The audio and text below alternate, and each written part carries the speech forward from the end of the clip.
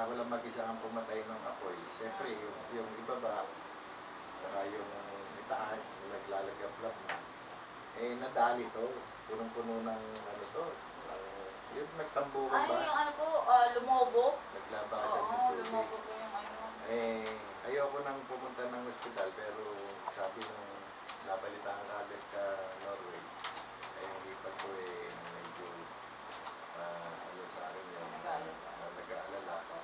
Sabi niya, sige, dalhin niyo na si Kuya Jimmy at ako nasa sagot.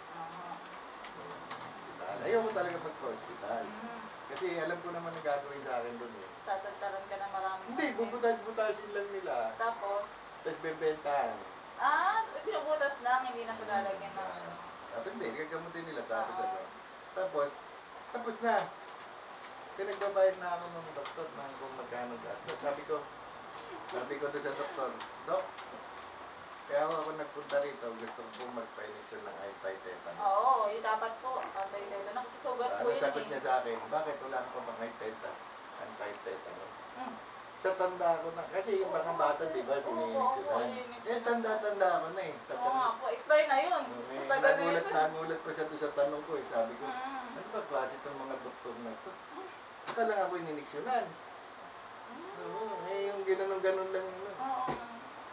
Isa, akala siguro wala akong pambayad kasi nakasalo lang yata ako nun sa Pag mahirap, sir, medyo ano yung remedy nila?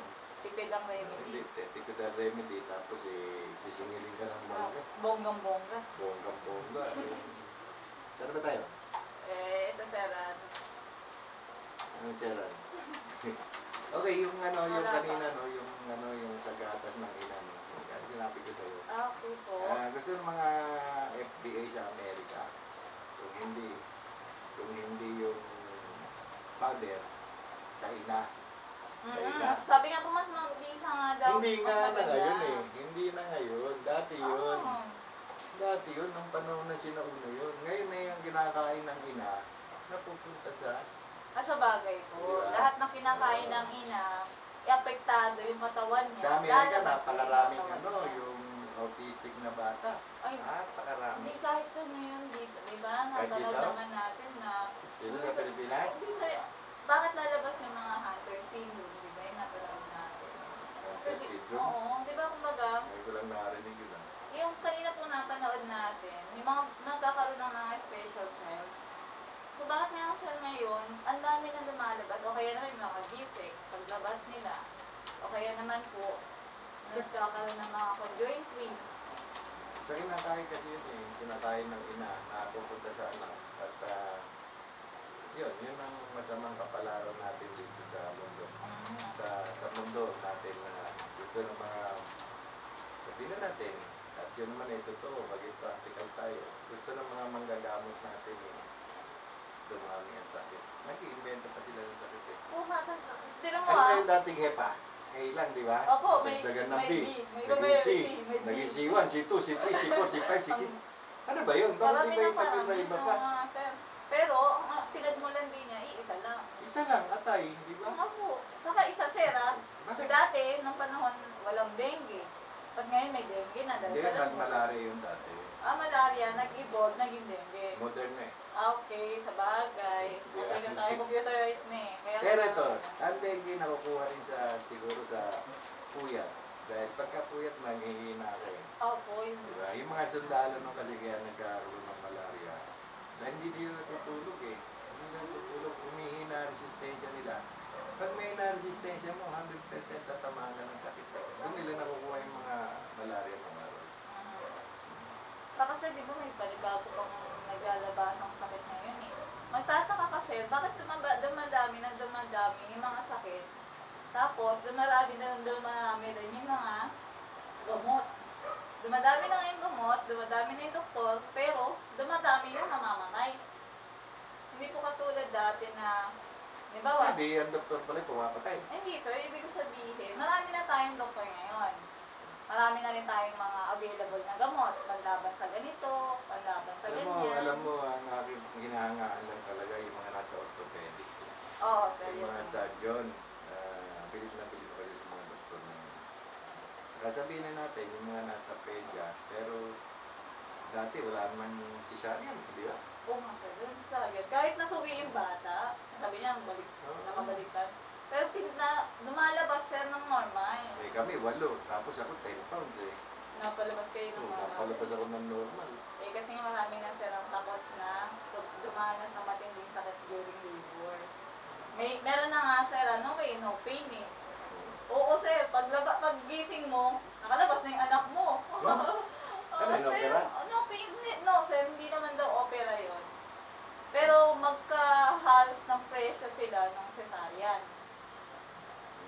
Yung aking... Eh, anong ginawa?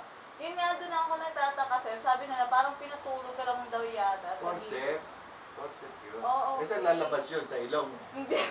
Pwede ba yun sir, sa ilong? Walang opera.